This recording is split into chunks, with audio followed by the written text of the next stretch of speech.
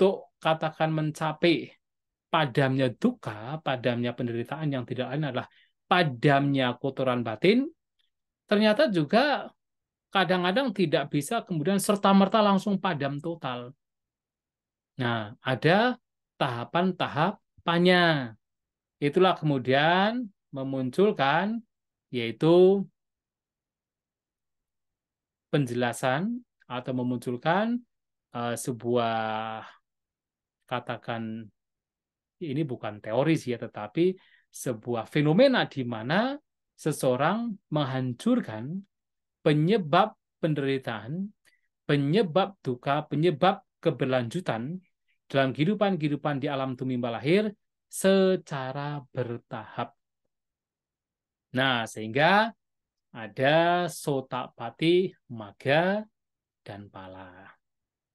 Ada Sakadagami Magga dan Pala.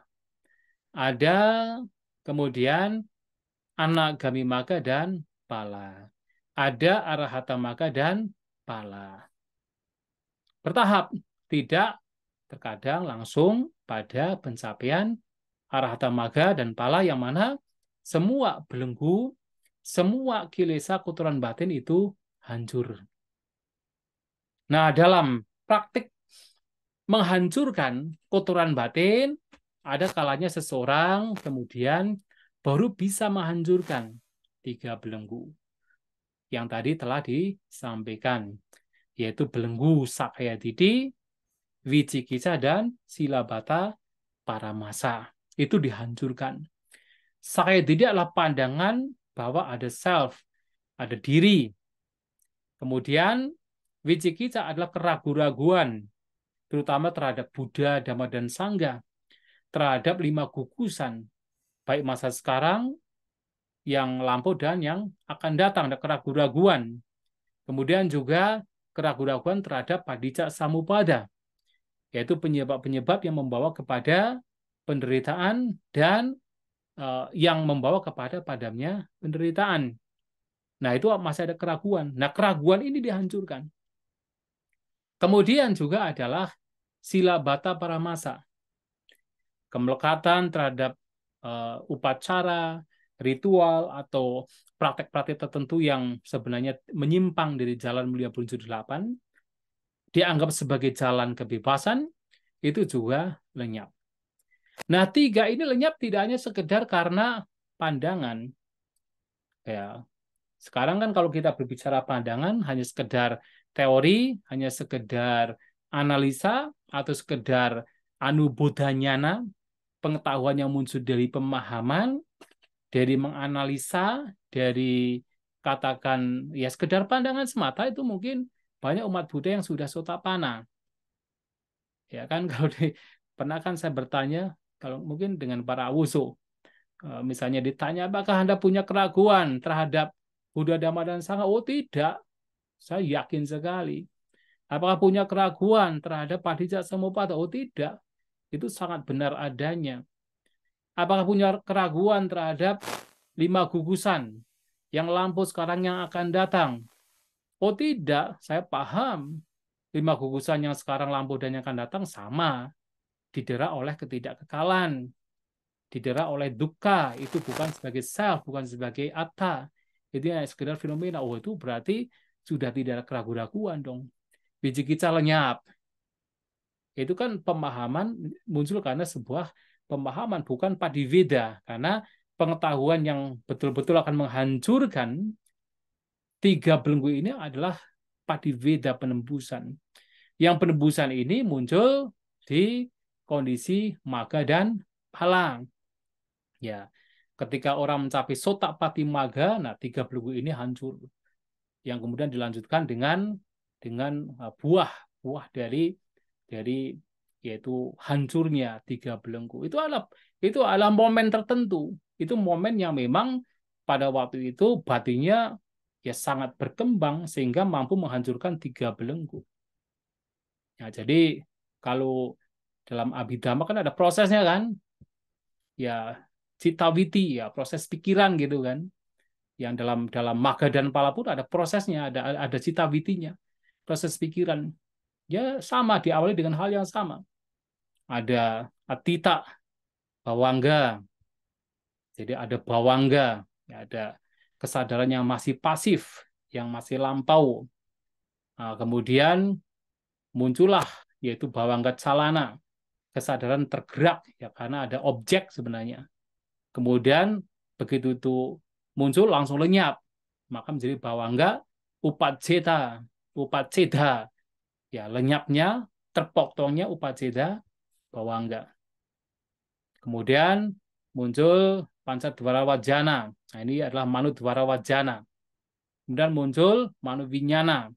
Nah, kemudian di bagian cawana itu akan muncul yaitu apakah dimulai dari parikama, persiapan, kemudian upacara, yaitu setelah persiapan kemudian ada ya, ya momen yang mendekati Kotrabu, ya jadi ada parikama, ada upacara, kemudian ada anuloma, yaitu adaptability, ada batin menjadi beradaptasi, tentu dengan pemahaman anicca, dukkha dan anatta, atau yang paling apa, yang paling dominan itu apa, misalnya memahami aniccanya, atau memahami dukkanya, atau memahami anattanya.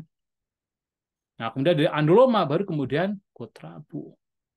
Ada perubahan dari wangsa atau keturunan Putujana menjadi keturunan Arya. Kotrabu langsung maga.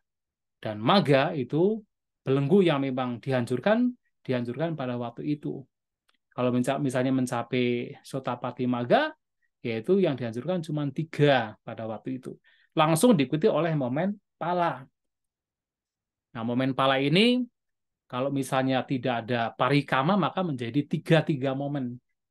Nah, 3 momen pikiran. Kalau hanya parikama ada, biasanya dikatakan hanya 2 momen. Nah, setelah pala ya ada pacawekana. Merenungkan kembali apa yang tengah tadi terjadi. Nah, itu adalah momen maga dan pala yang adalah padivedanya.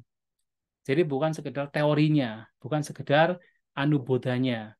Kalau anubodhanyana, ya umat Buddha, saya yakin banyak kok yang sudah punya anubodha, sudah punya pengetahuan yang memang memahami secara teori atau seringkali disebut sebagai dikya pengetahuan karena pandangan, tetapi untuk betul-betul menghancurkan 3 belenggu yaitu harus ada momen maga dan pala, harus ada padiveda. Yang jalannya itu ya itu harus jalan samatha vipassana, ada batin yang begitu tenang, batin yang begitu bijaksana. Jadi ada ketenangan yang sangat betul-betul tenang, kemudian batinnya juga bijaksana melihat anicca, dukkha dan anatta. Dan melalui ketenangan batin yang tinggi, kebijaksanaan yang tinggi, maka muncul momen di mana momen maga di mana 3 belenggu itu hancur. Nah, objek ketika 3 belenggu hancur adalah nibbana. Termasuk objek ketika momen pala adalah nibbana. Makanya seorang Sotapanna pun juga ya pernah mengalami nibbana. Nah, karena pengalaman nibbana inilah sehingga betul-betul orang demikian ya sudah tidak punya pandangan berkenaan dengan diri, dengan self. Ya kalau hanya sekedar teori kan memang seakan-akan itu sudah tidak punya pandangan berkenaan dengan self. Artinya ya sudah paham secara teori bahwa memang tidak ada self dengan analisa tertentu. Tetapi karena belum melihat nibbana, kepadaman itu sendiri, maka sebenarnya sakya didi belum hancur. Dan juga keraguan-raguan ketika hanya sekedar anubodha ya sebenarnya itu masih artifisial atau masih bisa berubah. Belum unshaken, belum katakan tidak goyah, masih ada goyahnya juga. Tapi ketika orang mencapai maga dan pala karena melihat nibbana itu sendiri, mengalami nibbana ya orang demikian betul-betul sudah tidak punya keraguan lagi. Sudah tidak mungkin keyakinannya itu yaitu tergoyahkan, tidak mungkin. Hingga seorang yang mencapai sotapanna sudah tidak mungkin untuk pindah guru, mencari guru lain sudah tidak mungkin. Itu karena apa? Karena sudah melihat sendiri, melihat nibbana sendiri, kepadaman sendiri. Sehingga 3 belenggu hancur. Nah, kemudian untuk Untuk yang silabata paramasa jelas. Orang demikian tentunya, kalau sekarang kan teori, tapi kan kita bisa meraba-raba. Orang demikian tentunya karena sudah paham bahwa lenyapnya atau katakan pencapaian kebebasan itu ya muncul hanya dengan melenyapkan kotoran batin, melenyapkan kemelekatan, melenyapkan belenggu. Maka sila bata itu, kemelekatan terhadap sila bata itu justru menjadi bentuk belenggu, menjadi belenggu yang seseorang akan terus terperangkap, tidak terbebasan tapi terperangkap. Nah, orang demikian tentu sudah tidak memiliki sila bata paramasa. Nah, itulah jadi harus mencapai maga dan pala. Nah, kemudian kalau kemudian seseorang itu mencapai sakadagami, ya juga sama. Kalau dia mencapai sakadagaminya tuh di awal, begitu dia mencapai maga dan pala itu langsung kepada sakadagami, tidak dari sotapana dulu, yaitu mengalami namanya kutrabu juga. Kutrabu. Tetapi ketika dia sudah pernah mencapai sotapana, ya dia ya momen kotrabunya itu tergantikan menjadi namanya wudana. Jadi memang batinnya sudah bersih sebenarnya. Karena dia sudah bukan sebagai putu jana ke Arya, tetapi memang sudah Arya sebenarnya. Karena dia sudah sotapana terlebih dahulu. Tapi harus juga mengalami ini maga dan pala. Maga itu adalah momen di mana hal-hal yang mesti dihancurkan itu dihancurkan. Maka ketika dia mencapai sakadagami maga, yang tentu diawali dari parikama atau langsung upacara, kemudian anuloma, kemudian wodana, ya kalau memang sudah mencapai sutapana, maka wodana, batin sudah memang bersih, dan dia menghancurkan atau melemahkan yang memang harus dilemahkan. Kalau baru mengalami maga dan pala, ya dia menghancurkan 3 belenggu seperti seorang sotapana, tapi kemudian belenggu yang lainnya, patiga dan kamaraga, ya, jadi nafsu ragawi atau nafsu keinginan berkenaan dengan indrawi, kenikmatan indrawi itu menjadi lemah dilemahkan. Dan juga adalah patiga atau vyapada atau dosa kebenciannya itu juga dilemahkan. Tetapi belum dihancurkan. Namun tidak berarti kemudian ini yang juga harus kita pahami. Seorang sotapana juga sebenarnya ini dalam khotbah Sang Buddha, loba dosa mohanya itu sudah sangat berkurang.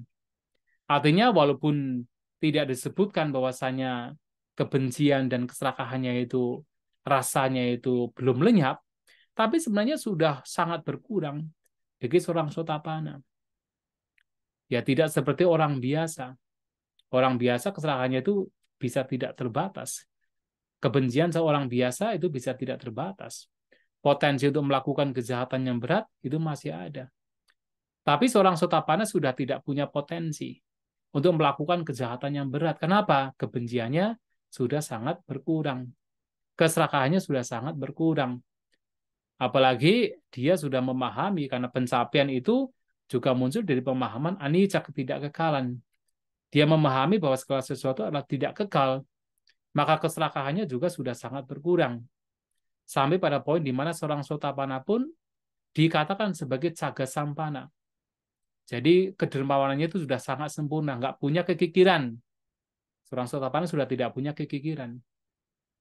Bahkan kukuca atau kekhawatiran, terutama khawatir berkenaan dengan riset atau kemoralan, itu sudah tidak muncul karena seorang sotapana itu sudah tidak melakukan 5 pelanggaran kemoralan. Membunuh, mencuri, melakukan berzinahan, berbohong, mabuk-mabukan sudah tidak melakukannya. Sehingga di situ juga kita bisa melihat kebenciannya sudah berkurang. Karena apa? Membunuh muncul karena kebencian. Menipu bisa karena kebencian, bisa karena keserakahan. Berbohong juga sama karena kebencian atau keserakahan. Nah, sehingga kebenciannya juga berkurang, keserakahannya juga berkurang, mohanya juga sudah berkurang. Dia sudah paham benar anicca, dukkha, dan anatta. Maka kebijaksanaannya sudah luar biasa. Nah, sehingga jangan kemudian orang berpikir, karena ada kalanya, maaf, ini banyak orang kemudian tanpa disadari, pokoknya dalam kehidupan sekarang kita harus mencapai sotapanna.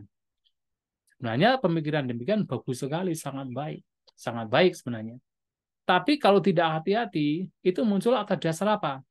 Nanti kalau sudah jadi sotapanna kan kita tidak dilahirkan di alam penderitaan, di alam apa ya?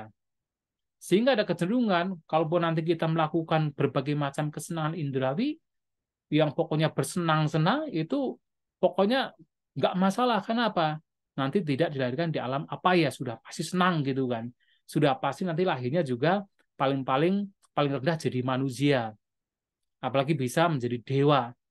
Nah, tanpa disadari, ingin mencapai kesucian sotapanna atas dasar keserakahan.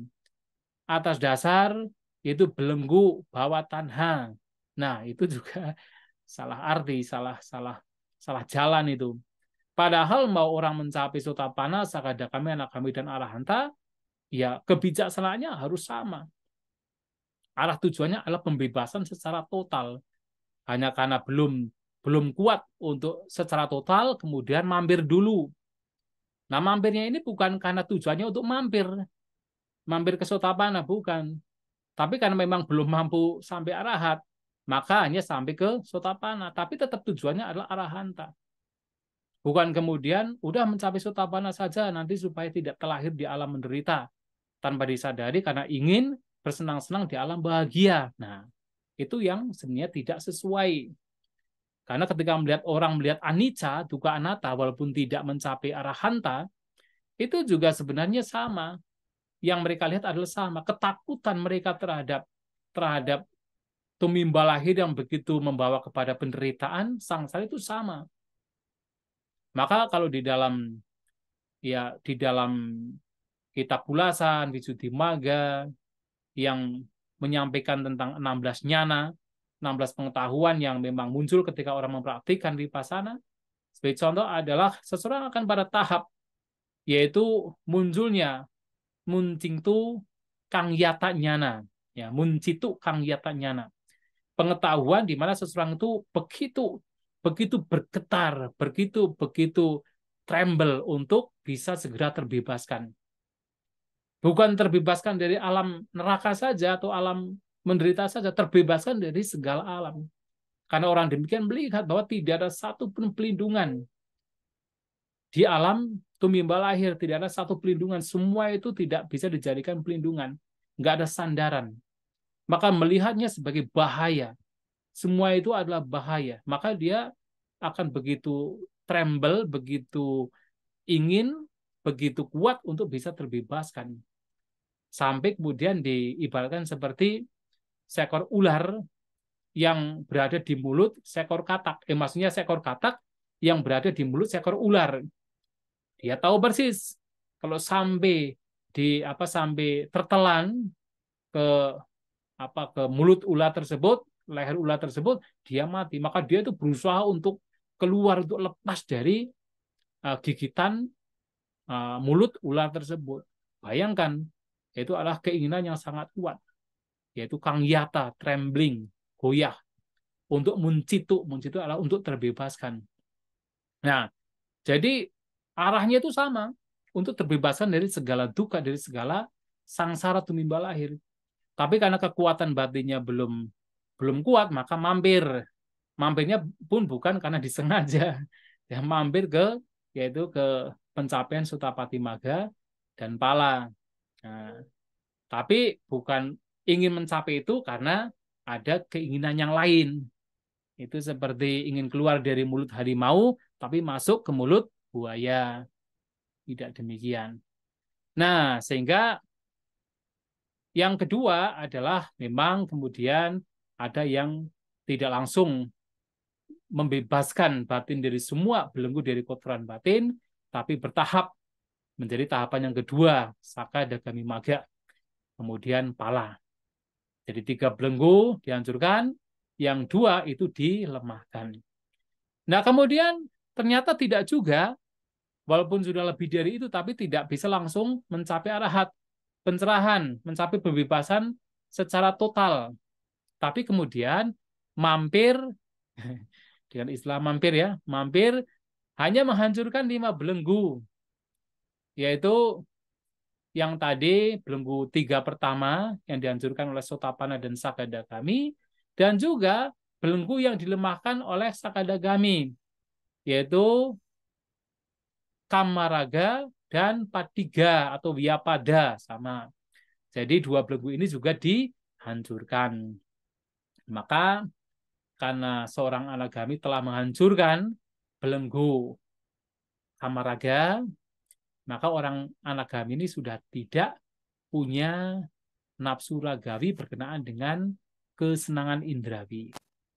Bahkan kalaupun dia adalah sebagai seorang rumah tangga, orang demikian dikatakan sudah tidak mungkin punya suami atau punya istri. Hidup bersama suami ataupun bersama dengan istri. Pasti akan hidup dengan selibat. Banyak cerita pada zaman dahulu, pada zaman Sang Buddha. Seperti contohnya adalah Wisaka. Wisaka pria yang dia adalah seorang Anagami, pulang ke rumah setelah batinnya bebas dari 5 belenggu. Nah, kemudian Wisaka ini ketika pulang ya tidak seperti biasanya. Kalau biasanya kan masih sangat tertarik ketika disambut oleh istrinya. Ya sekarang karena Kamaraga sudah hancur, ya nggak ada ketertarikan. Tapi kemudian istrinya yang bernama Damadina menjadi ya tidak nyaman, menjadi curiga apa yang terjadi, kenapa suami saya begini, apa salah saya, apakah dia punya perempuan yang lain di luar, tanya-tanya, meragukan.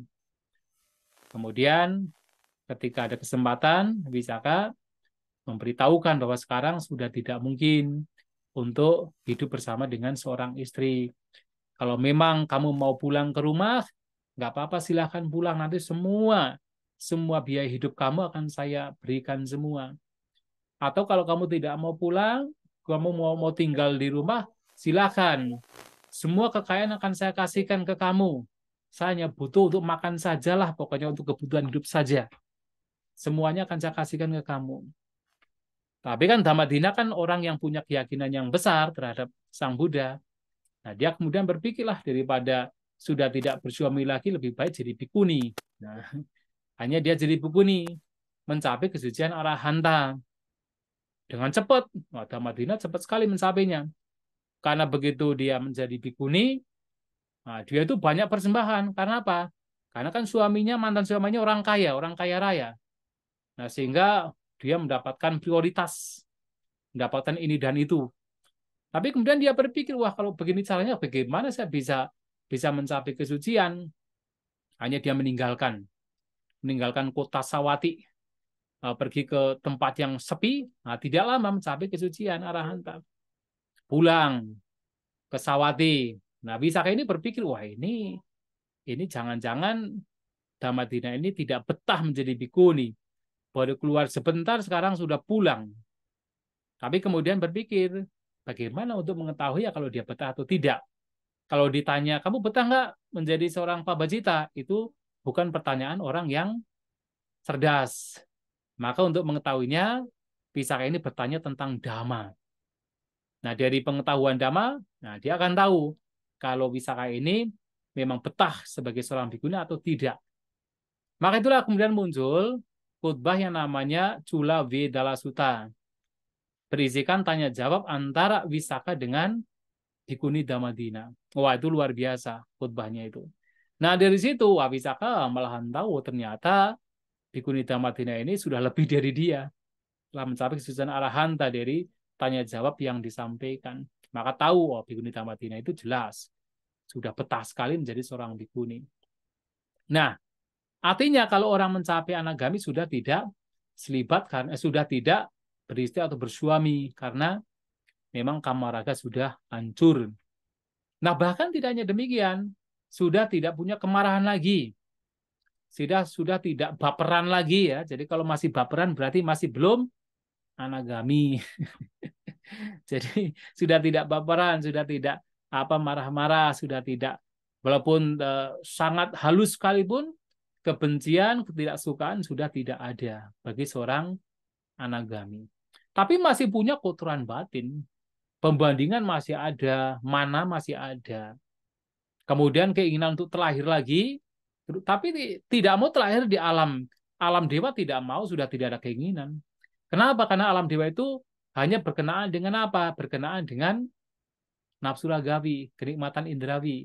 Sedangkan raga atau kamaraga bagi seorang anak kami sudah hancur. Maka sudah tidak ada pemikiran, persepsi, keinginan untuk bisa terlahir di alam dewa. Sudah tidak mungkin, nggak ada keinginan demikian. Karena kamaraga sudah hancur. Tetapi masih ada keinginan untuk bisa berlanjut, yaitu di alam apa? Rupa dan juga arupa Brahma. Walaupun nanti seorang Sotapana pasti terlahir di alam rupa Brahma, terutama di alam Sudawasa.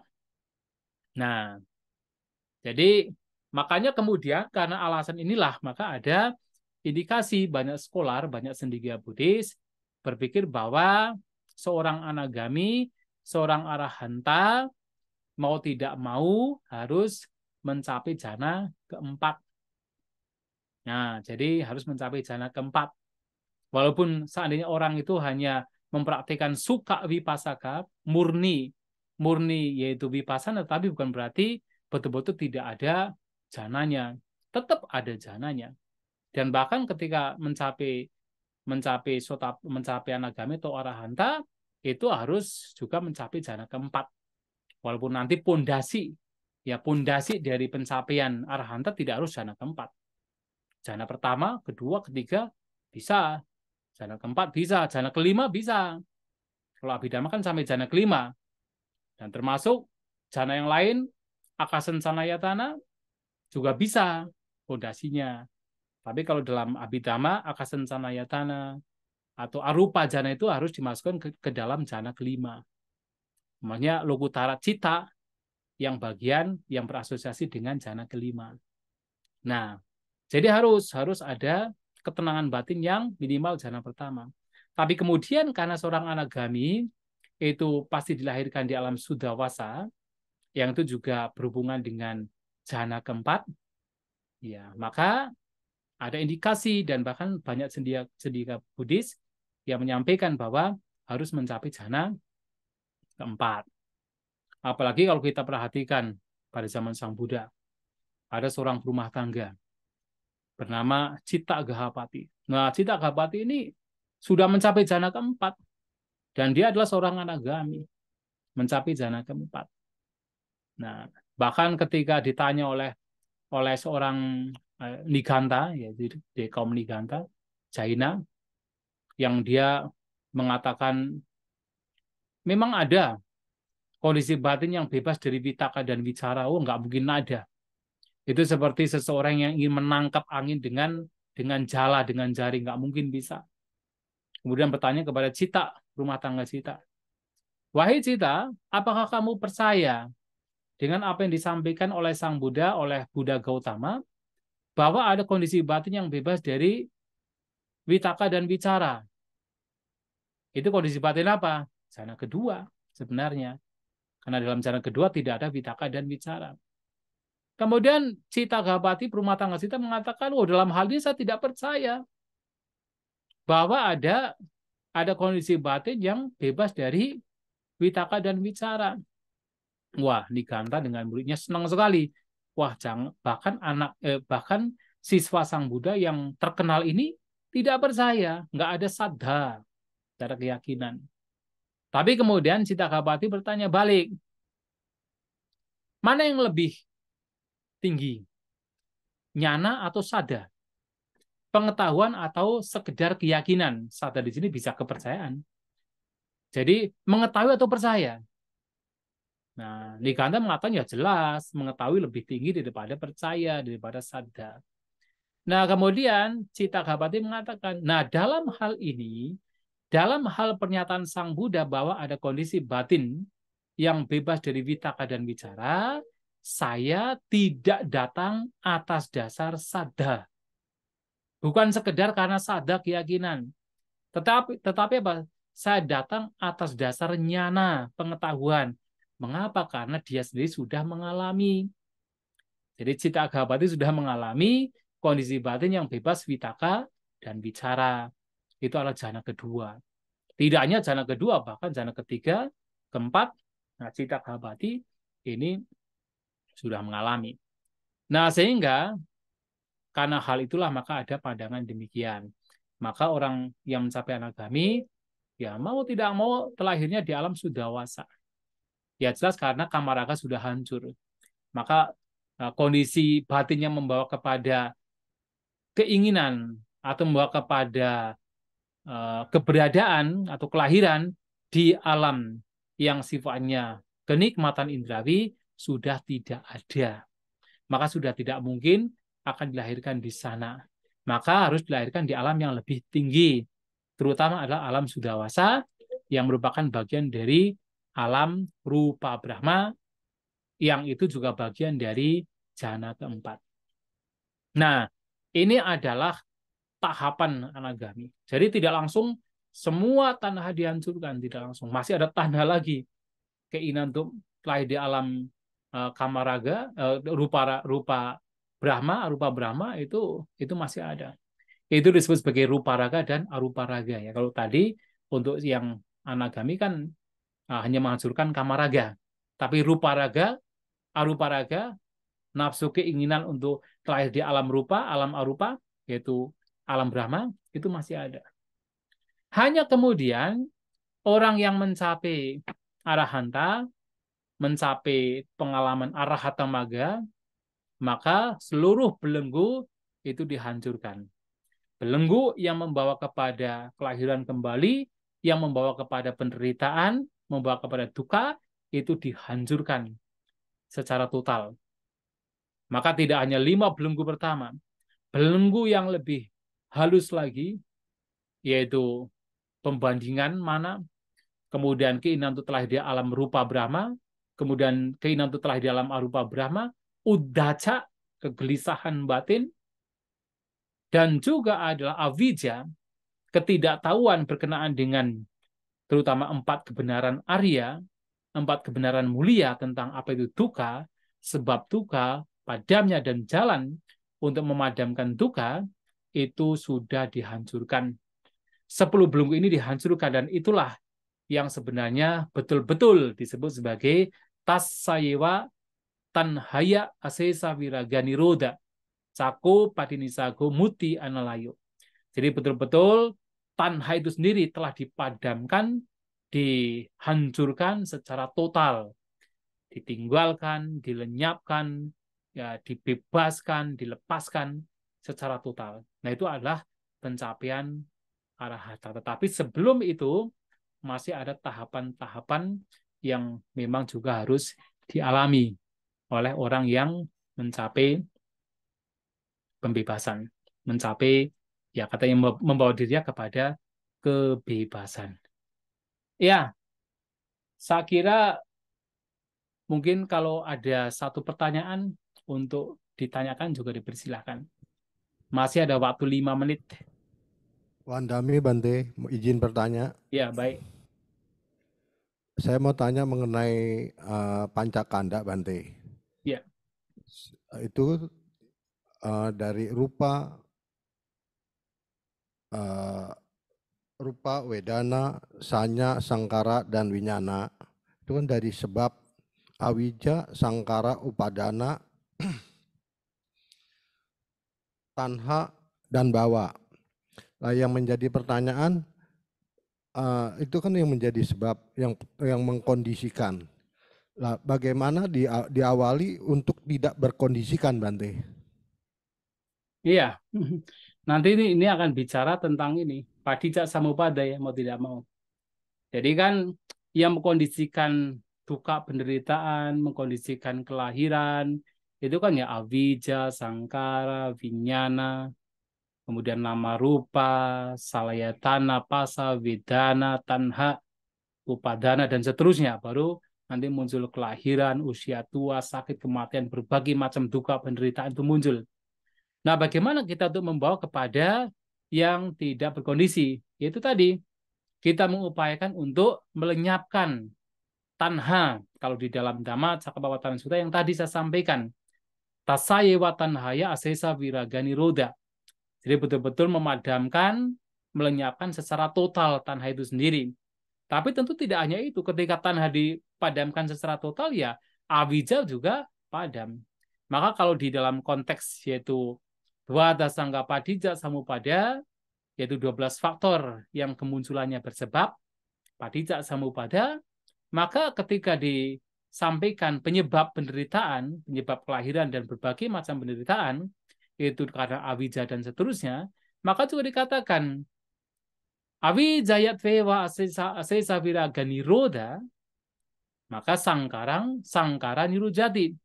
Dengan lenyapnya padamnya secara total awija itu sendiri, maka sangkara, bentukan-bentukan perbuatan juga lenyap. Dan seterusnya menjadi lenyap sampai kemudian jati, kelahiran dan juga usia tua, kematian, soka, paridewa, kesedihan, ratap tangis, dan apapun jenisnya penderitaan, itu juga lenyap. Maka harus melenyapkan faktor-faktornya untuk membawa kepada asangkata yang tidak berkondisi. Nah, itu yang harus kita lakukan. Bagaimana? Nah, ini nanti kita akan bahas tentang jalannya. Yang tidak lain adalah jalan mulia berunsur 8. Ya, saya kira demikian ya, Bu So ya. Ya, Bante, terima kasih. Iya, baik.